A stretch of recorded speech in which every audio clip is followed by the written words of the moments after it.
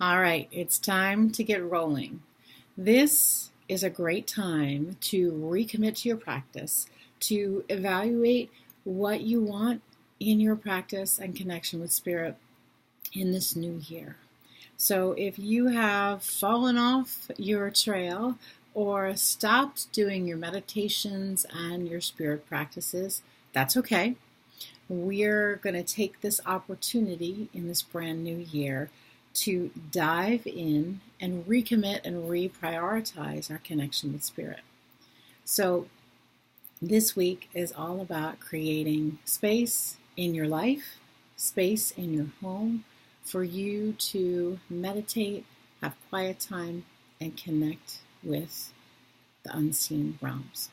So, I often talk about creating a sacred space, creating an altar in your home, somewhere that you can spend time at.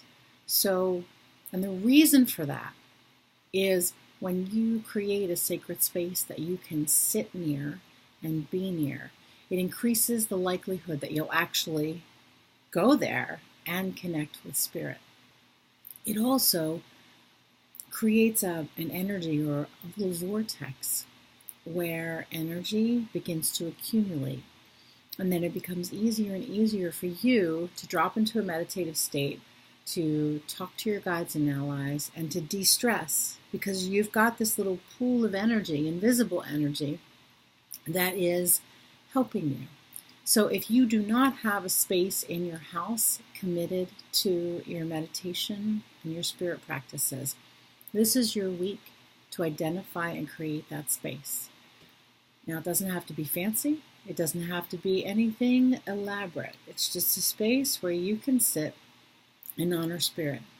You can create an altar, a simple table, where you put a candle and something that reminds you of the divine, reminds you of your connection with Spirit.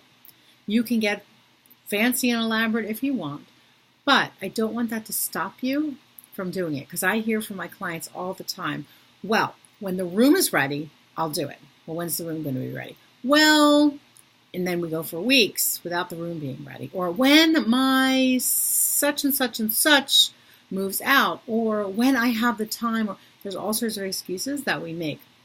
I want you to stop any excuses that you're making and find a spot where you can put a simple cushion and a candle, somewhere that is always set up in the way that you want it to be set up.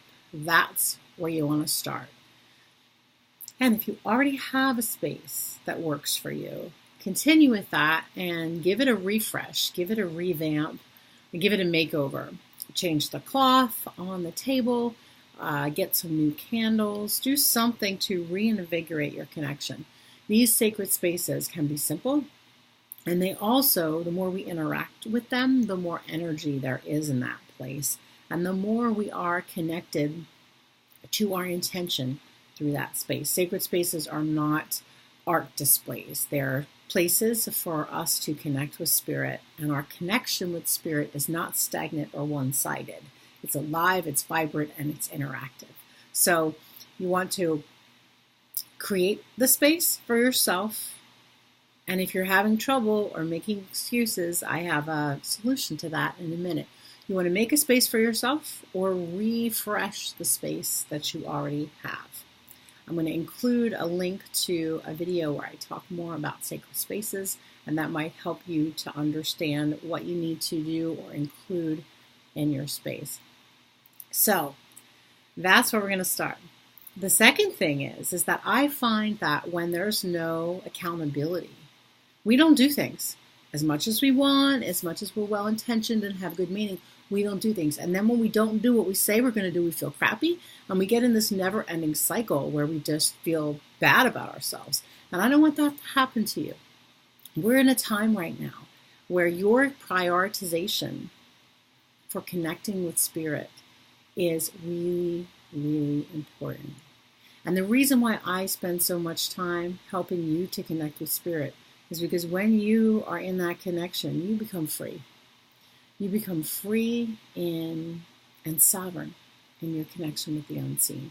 And when you have that kind of help and that kind of support and companionship, you can get your work done in the world Whether that's healing work, carpentry work, teaching work, whatever it is, you can get your work done in the world faster and easier and more solidly when you have your team and your spirit connection and your practices in place. So I want you to make a commitment to get past the crap that you create in your head, past the obstacles, so that you are doing what you want to be doing and creating that space so that you can connect with spirit. We really don't have time to waste, folks.